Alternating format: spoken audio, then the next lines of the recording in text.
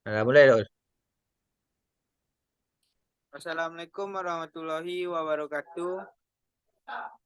Puji, puji syukur kita panjatkan kepada Allah yang telah memberikan rahmat sehingga kita dapat melakukan perkuliahan melalui Zoom meeting pada kesempatan kali ini.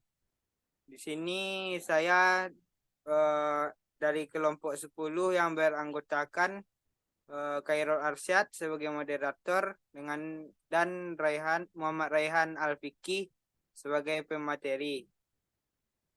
Uh, baik, yang terhormat Ibu dosen pengampu mata kuliah Psikologi Pendidikan dan teman-teman yang saya banggakan. Baik, langsung saja kepada pembacaan materi yang akan disampaikan oleh Muhammad Raihan Alfiki. Kepada Muhammad Raihan disilahkan. Baik, terima kasih kepada moderator. Saya akan menyampaikan materi yang pertama, yakni pengertian motivasi.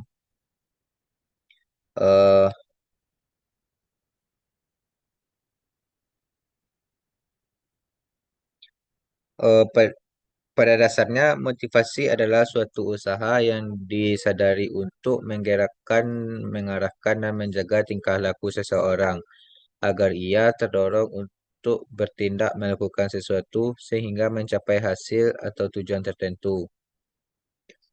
Men- Menurut Clayton Alderfer, dalam Nasar 2004 halaman 42, motivasi belajar adalah kecenderungan peserta didik dalam melakukan kegiatan belajar yang didorong oleh hasrat untuk mencapai prestasi atau hasil belajar sebaik mungkin.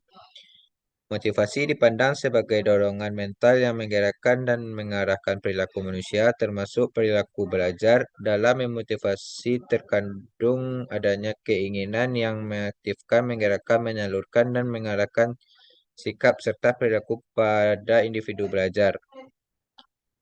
Motivasi merupakan faktor penggerak maupun dorongan yang dapat memicu timbulnya rasa semangat dan juga mampu merubah tingkah laku manusia atau individu untuk menuju pada hal yang lebih baik untuk diri sendiri. Eh, Sudirman mendefinisikan motivasi sebagai keseluruhan daya penggerak di dalam diri peserta didik yang menimbulkan kegiatan belajar, yang menjamin kelangsungan dari kegiatan belajar dan yang memberikan arah pada kegiatan belajar, sehingga tujuan yang dikehendaki oleh subjek belajar itu dapat tercapai.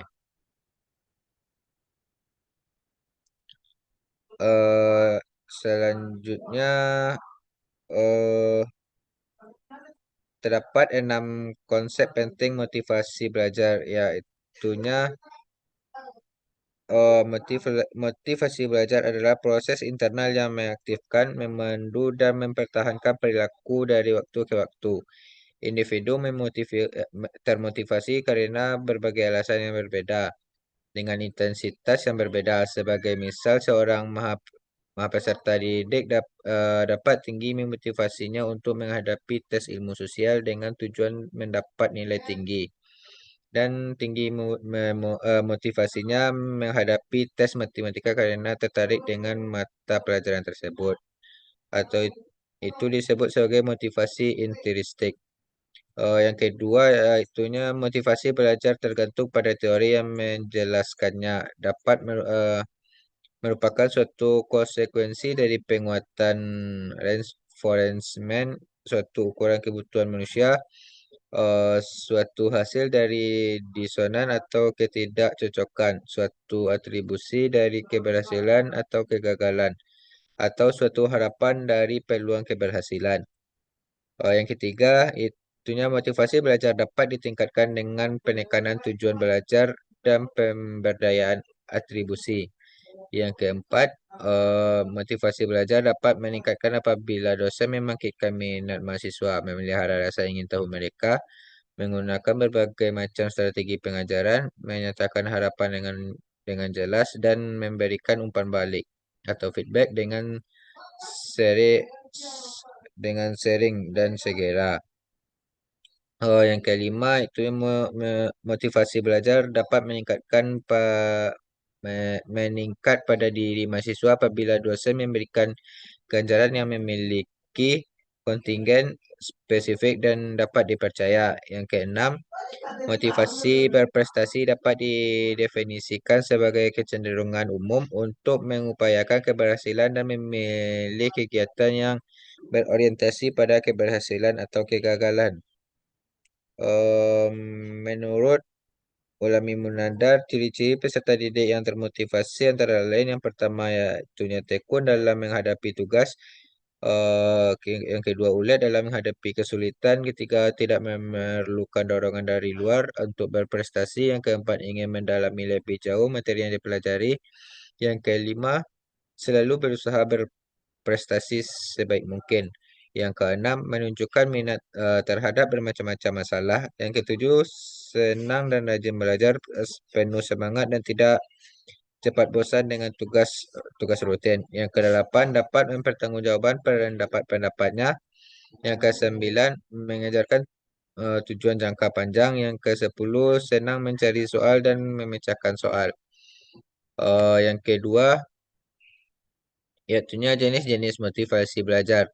Yang pertama itu motivasi primer, yaitu motivasi didasarkan pada motif-motif dasar. Motif dasar tersebut umumnya berasal dari segi biologis dan jasmani seseorang. Jenis motivasi ini termasuk memelihara kesehatan, minimum istirahat, mempertahankan diri, keamanan, dan membangun. Yang kedua itunya motivasi sekunder. Motivasi sekunder adalah motivasi yang dipelajari. Jenis motivasi ini dapat berupa kebutuhan organisme seperti ingin tahu, memperoleh kecakapan, berprestasi, dan motif-motif sosial seperti kasih sayang, kekuasaan, dan kebebasan.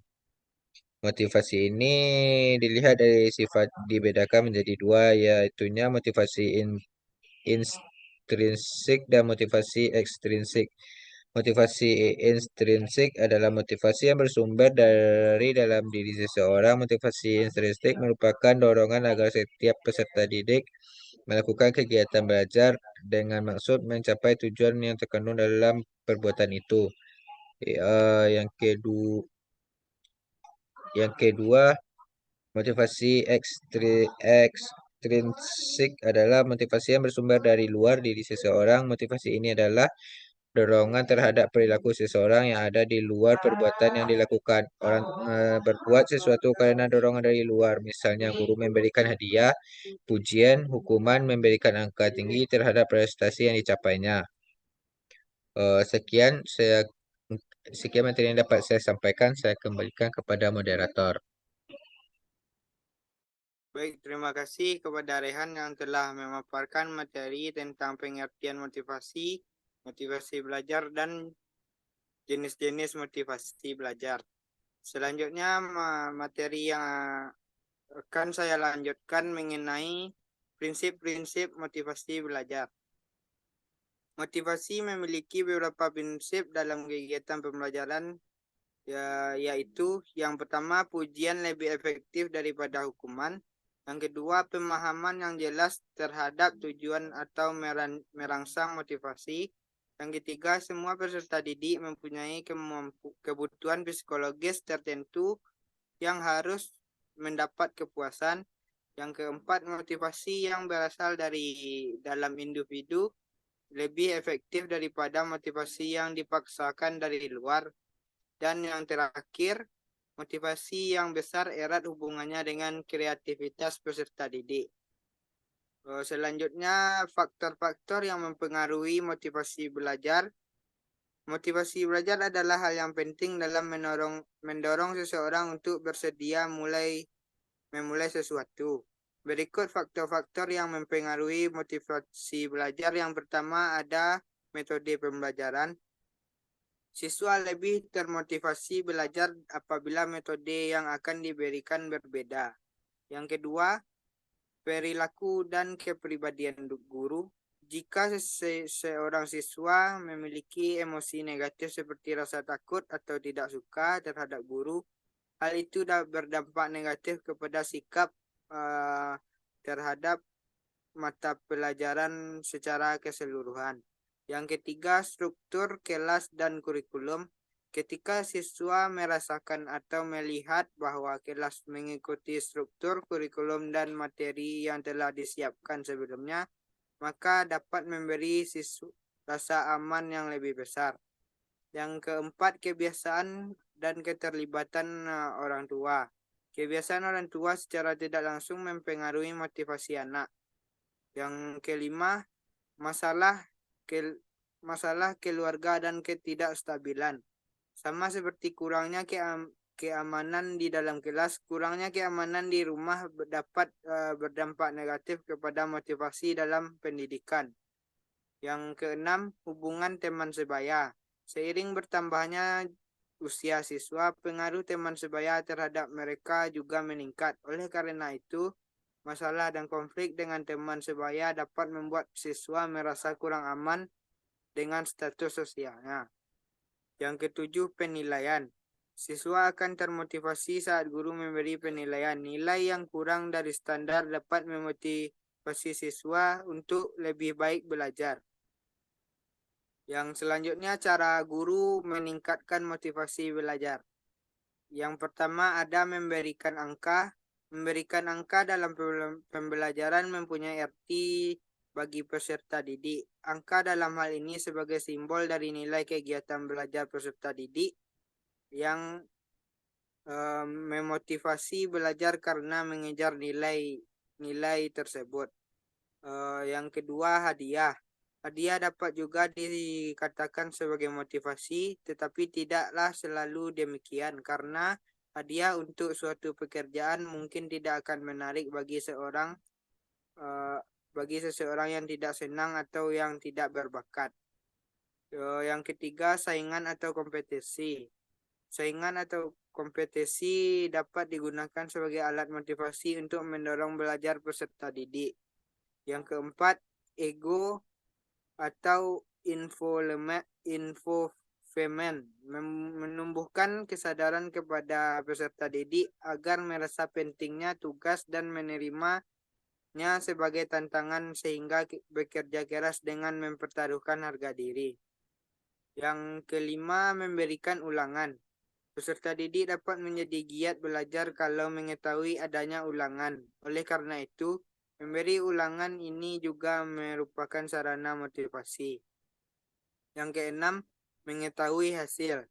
Dengan mengetahui hasil pekerjaan, apabila kalau terjadi kemajuan akan mendorong peserta didik untuk lebih giat belajar lagi.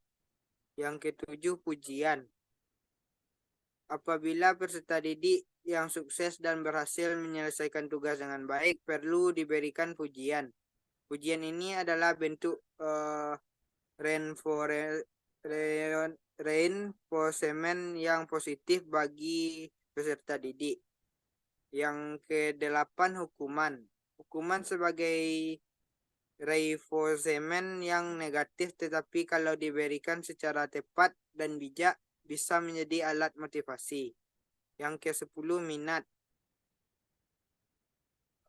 Yang ke-9, hasrat untuk belajar.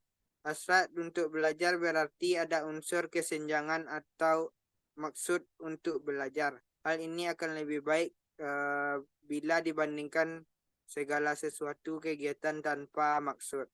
Yang ke-10, minat. Motivasi sangat erat hubungannya dengan unsur minat. Motivasi muncul karena ada kebutuhan, begitu juga minat, sehingga tepatlah kalau minat merupakan alat motivasi yang pokok. Yang terakhir ada tujuan untuk diakui. Rumusan tujuan yang diakui dan diterima baik peserta didik akan